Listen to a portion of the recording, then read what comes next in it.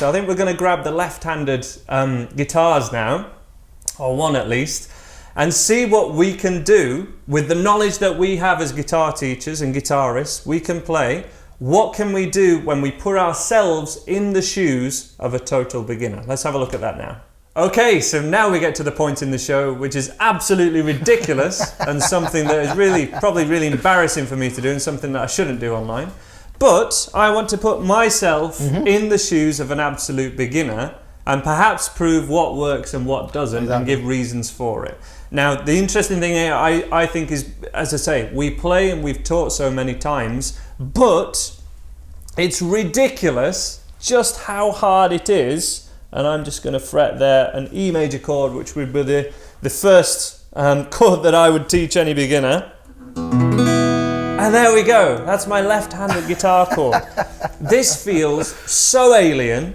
It's really frustrating because you have to concentrate so much to be able to just move any finger correctly. And it's really hard. But then we can change by keeping that pivot finger to the A chord. Actually, right, so what Andy's doing here, he's taking two chords, E major to A major. What I'm also doing is sticking my tongue out a little bit, it's really hard. So he's concentrating very hard, and when he says a pivot finger, he's talking about his first finger on now his right hand. It's going to be strange for me saying that. No. And he's noticing that the finger on that string between both chords doesn't move. It does move, but it doesn't change string. Right? So if we look at here, E to A, rather than lifting his finger off, he's just sliding it up. He's reducing the amount of work he has to do. Look for that in loads of different chords, a pivot finger, or between two chords, a finger that's on the same string. So the other time this would really happen is between the G chord, but what we call an all fingers G, which would be this, to a C add 9. If I go from the normal G to a C like this, I'm not going to do that in a song straight away. But you know, this is also kind of the Wonderwall way of playing. G to D. On your third finger. Third finger does stay still. It's a lot more taxing, but I can do it. And it just makes it. My God, the first two fingers. That's a particularly hard change, G to D. There's a really weird thing as well, where when we hold things like this. So my fingers want to do this basically as much as possible. And then when we're playing guitar, we ask those fingers to do this. Basically, this sort of claw finger. Bending this knuckle or first bone in the finger is so important. Those ends of the fingers need to be curled over, and that is the thing that is most unnatural here, other than just, you know, everything. And it's so difficult. A lot of people have the D chord as the first chord people would play, the first chord people would teach. Now that finished string ain't ringing out when I try it. Can I get it ringing out? Go, come on. I really want to do it. This is great. This is just, I was going to say great TV there. Like this would make TV. I can't do it. You might get a slot in the morning show yet. But the G, that rings out. E minor, A minor, something like that. Can't get the minor note of the A minor ringing out. That's a lot of people struggle with that. Thinner strings. This is why I start with the E. Because when I was trying this stuff out with beginners over 10 years, most people could do it. And most people could suddenly get a space underneath the guitar here. So underneath where the palm of the hand is. Again, when we hold things, we hold them like this. That's a really hard thing to get out of. But with the E chord and moving that thumb lower, people can learn that. And then you move to the A chord and it's still all right. When you get to the D, that instinct is trained enough for people to actually be able to do it. So as I say, that D chord would be a starting point for so many people, but it's also a stopping point. It's a barrier for so many people. But the point I also want to make is how many other ways into this there are than perhaps fit into a nice structured beginner's lessons. So, you know, jumping ahead to perhaps doing a G chord, if you can cope with that, I think that's something definitely to have a go at, and especially this G to C add 9, sounding fabulous.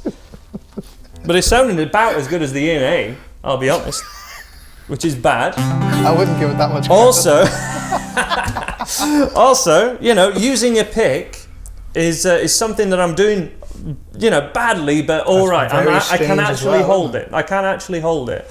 I could strum with the first finger. Picking anything more than, let's try and do this with a strumming pattern. This will sound bad because it sounded so good so far.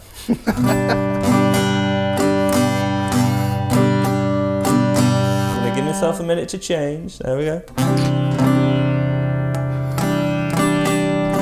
There we go. And that's with me really knowing about rhythm and strumming patterns. An interesting thing that I could do that we'll probably do a lot more on the electric guitar stuff is like a one finger A chord and just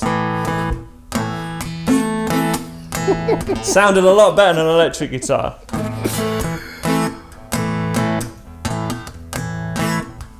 The kind of Malcolm Young style rhythm playing. There's actually some of that isn't as bad as the rest of it.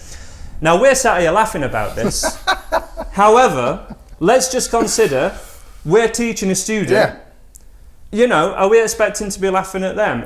I don't think this is a laughing matter. I think if there's any beginner teacher who is teaching an absolute beginner and isn't prepared to do this sort of stuff, I think that person's a bit of a hypocrite. There has to be a absolutely. I can do Otherwise, it, you've forgotten what it's like to start off doing something new.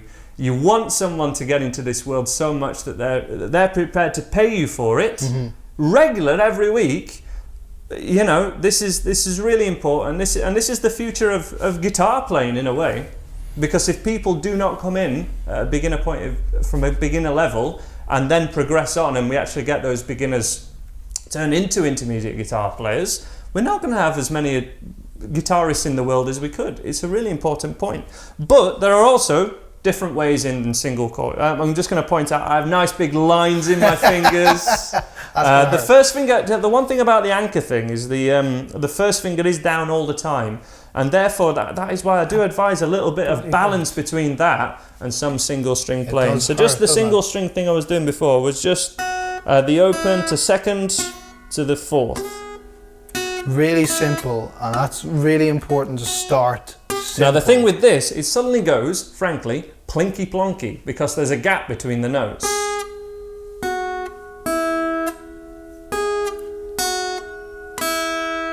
It's the start of Hot Cross Buns. That's a recognisable melody that I can play just like this. Now I'm holding this really odd because I'm not used to it, but what I'm making sure that I do is trying to hold the guitar in place with my arm and also here.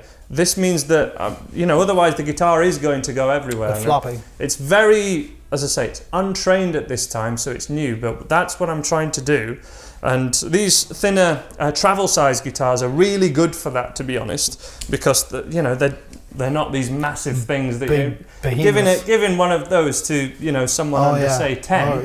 It's really tricky. It's not to say that they can't do it, but it's just, again, it's another barrier, and it doesn't have to be. So something like this, even for adults of any age, is really, really strong idea.